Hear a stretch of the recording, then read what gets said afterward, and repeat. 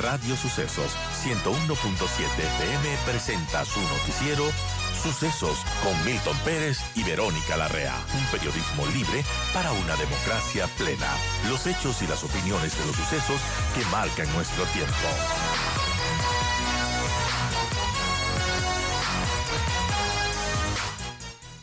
Leonidas Issa ha calificado de miserable, estúpido, ignorante al presidente de la República. Él ha rehusado responderle, ha hecho alguna mención el día de ayer en términos generales a que no permitamos que un pequeño grupo de conchudos y atrasapueblos detengan el desarrollo del país. No sabemos si el destinatario fue Leonidas Issa de aquello, pero al parecer el jefe de Estado no quiere tener un debate con el líder de la CONAIE. Issa señaló esto hace 2 días a propósito de lo que sucede en Palo Quemado. Él responsabiliza al gobierno de lo que él llama acciones injustas, no contemporáneas. Apoyar a la minería en estos tiempos para Issa es un despropósito. Bueno, ¿qué es lo que hace el líder de la CONAIE? Ingeniero Benalcázar, buenos días. Buenos días, estimado Edgar. Disculpe por no estar presente. Usted podrá ver por qué no estoy presente. El tema que una persona se refiere así al presidente de la República definitivamente confirma que lo que uno no aprendió en la casa, en la cuna, las buenas maneras, un título de ingeniero ambiental no le va a dar. Creo que el presidente ha sido muy inteligente en la forma como se ha manejado. En ese tipo de cosas está muy bien asesorado. Ahora, con respecto a Palo Quemado.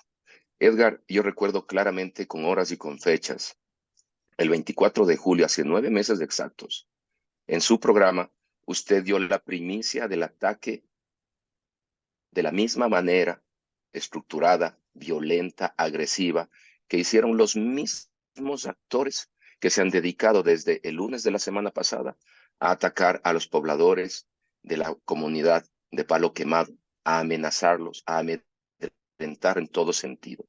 Solo que la gran diferencia entre julio y marzo de este año es que estamos en un estado de excepción y que también, claramente, con las experiencias que adquirieron en diciembre, enero en este gobierno, en un proceso exactamente similar para el proyecto El Domo Curipamba en la provincia de Bolívar, crearon escudos de seguridad, como ellos lo llaman, para que las personas externas a la comunidad de Palo Quemado no lleguen a hacer lo mismo que se hizo. Yo nunca he tenido tanto éxito en un tuit como el que puse hace 2 días, en donde, gracias a la gente de la comunidad y de una estación local, se ve como los señores estos llegan con la misma estructura, haciendo exactamente lo mismo que usted y yo veíamos en la televisión en octubre del 2019. Los encapuchados, los lanzabazucas, esos escudos metálicos, Esos esa cañones, formación paramilitar estructurada para elementales, atacar la ¿no? asamblea. Cañones artesanales se puede llamar. Exacto, exacto. Y lo mismo hicieron en junio del 22. Entonces, que el señor esta salga con su discurso politiquero de la peor calaña al decir que está defendiendo los derechos de la gente que debería ser consultada en Palo Quemado es una burda y absoluta mentira. La gente de Palo Quemado está siendo consultada por el Ministerio del Ambiente, no por la empresa, que esa es otra gran mentira. No es la empresa que tiene los militares a su servicio, no. Es el Ministerio del Ambiente, que es parte del Ejecutivo, que cuenta con el respaldo de la policía y los militares para cumplir con la orden constitucional de realizar este tipo de consultas ambientales.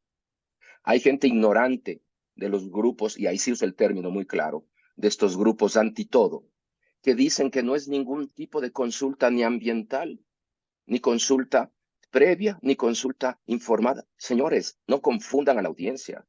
Aquí es una consulta ambiental en función de lo establecido y definido por la Corte Constitucional.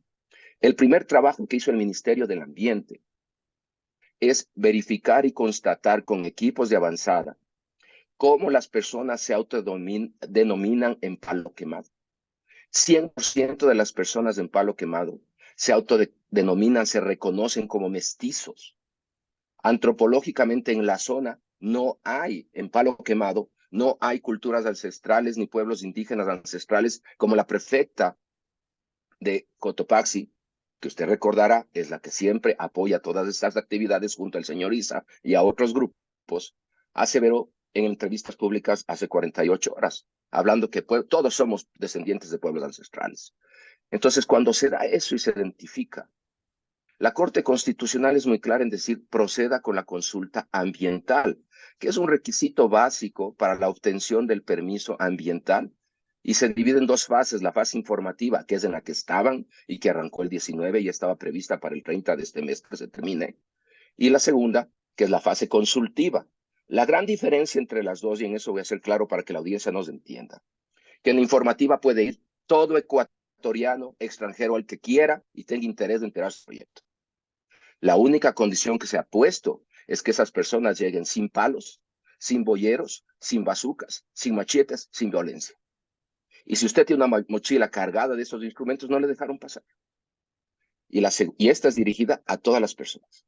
Y la consultiva, que es posterior, que se hace después que el ministerio ha procesado toda la información, ha recabado todas las preocupaciones, los beneficios, todo, se hace exclusivamente para el área de influencia directa, entienda, para que la audiencia me entienda. Si estamos hablando de un proyecto en Guayabamba, en términos quiteños, hago una consulta para la gente de Guayabamba. No pueden venir toda la gente que vive en Machachi, en La Tacunga, en Guajaló, a mi consulta consultiva que hago yo para los de la influencia directa. El área de influencia directa son dos comunidades en la zona que toda la vida han vivido con la minería, con la gente de la mina de La Plata y la gente de San Pablo de La Plata. A esa fase no llegaron, porque el objetivo del señor Isa a toda costa, junto con el movimiento indígena campesino del Cotopaxi y todos los externos, era parar el proceso, cosa que lograron hacer hasta el 2 de abril, que veremos qué resuelve el juez. Bueno, pero las cosas están saliendo de proporción, ¿no? Hay 37 militares heridos y 9 civiles heridos. Eso mereció la protesta y la advertencia del jefe del Comando Conjunto de las Fuerzas Armadas. Ayer hubo atentados contra el agua de palo quemado, contra las tuberías de agua de palo quemado. Ellos no tienen en este momento el servicio de agua potable. Siguen las refriegas, exactamente como se ha visto en las redes sociales, con estos disparos, con estos cañones artesanales, elementales. Tal como usted dice, lo que vimos aquí en Quito, en nuestras calles, en octubre de 2019 y en junio 2022. Ha habido protestas acá frente a la Embajada de Canadá, del propio ISA. Ayer hubo protestas frente al Ministerio del Ambiente que fueron dispersadas por la fuerza pública. Bueno, ¿qué va a pasar aquí, pues? Yo creo que la posición del señor almirante Jaime Vela es digna de respeto y es una buena representación de la posición firme que tiene el presidente Noboa. El presidente Noboa creo que no deja de sorprender a muchísimos ecuatorianos, cuando es el único presidente que sale formalmente y reconoce que la minería tiene que desarrollarse en este país con miras a que el país crezca económicamente. Y estas actitudes, que sí son terroristas, que a mí me disculpen, el tema que usted hace referencia al agua no fue de hace una hora, de hace una semana, de hace 2 días o 3 días, fue a comienzos. Una de las primeras actividades estratégicas en combate es aislar el agua. Y usted vio las tomas y las escenas. Yo puse un tuit muy explícito con esa información también que vino de la zona, donde se vuela una tubería de aproximadamente 8 o 10 pulgadas y la seccionan no en una parte, es con tal hazaña y con tanta maldad que en los sitios más críticos seccionan en 10, 12 partes, de tal manera que este proyecto que dejó a 170 familias sin agua potable ha generado una situación de riesgo. Y eso es lo que quieren. La gente asustada, sacan unas decenas. Es que solo había 20, 30 personas en la consulta informativa. ¿Por qué no sacan la primera escena donde habían 160 personas, considerando que son apenas 1,200 habitantes, incluidos mujeres, niños y ancianos, en Palo Quemado? Para que las personas que no conocen, que yo sí conozco el lugar, cuando uno está en la vía Aloac-Santo Domingo, sube por un camino de montaña, que ahora es medio lastrado, y llega a un punto después de 45 minutos en donde a mano derecha se mete a una pequeña población que es Palo Quemado, y el camino continúa hacia la zona de las Pampas y dichos y demás. Pero esa población es tan pequeña y la actividad que ahí se da es la cañicultura, algo de ganadería. La gente aspira y está muy alineada con el tema de volver a tener trabajo. ¿Por qué?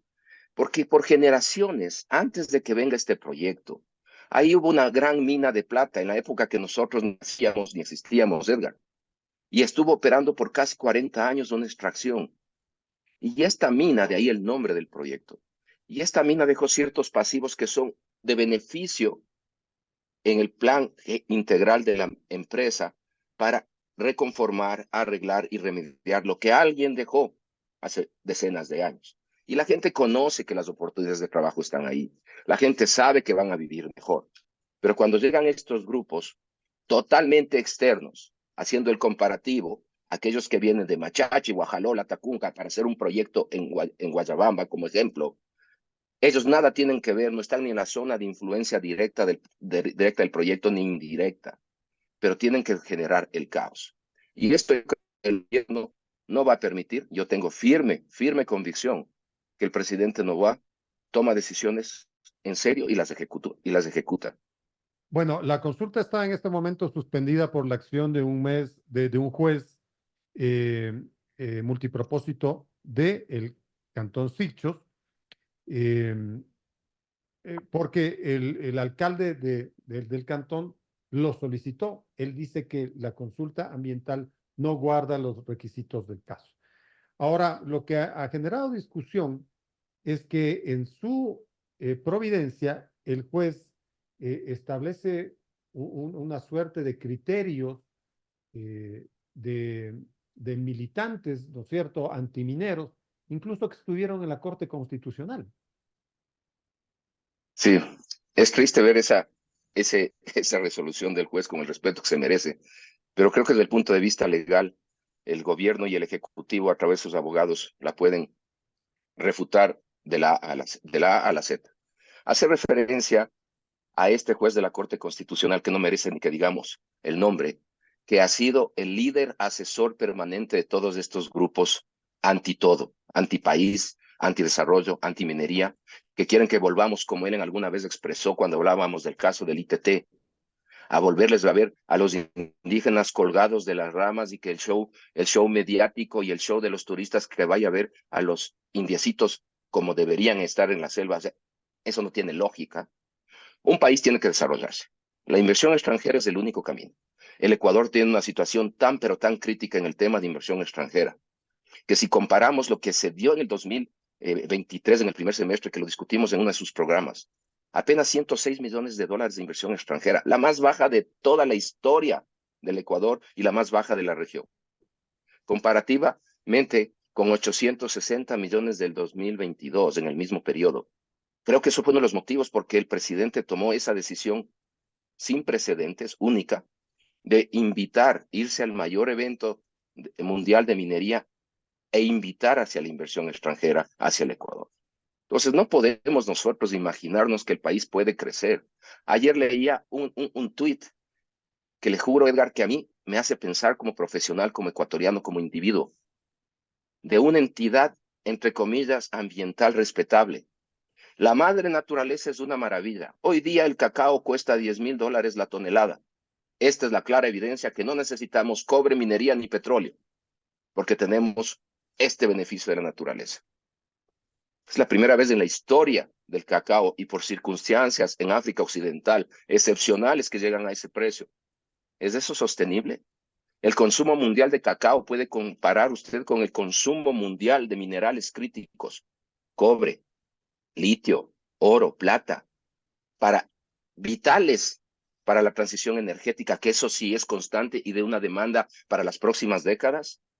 El fanatismo, yo creo que obnubila a las personas y no hacen ver la realidad. El Ecuador tiene muchos recursos naturales que se los puede manejar de la mejor manera social y ambiental, como ha habido casos exitosísimos en el mundo petrolero, y en la parte minera estamos encaminados a eso, y no decir no a la minería y que el país vuelva, no sé, a vivir de qué. Perfecto, mi ingeniero Benalcázar, gracias por sus criterios, gracias por este diálogo.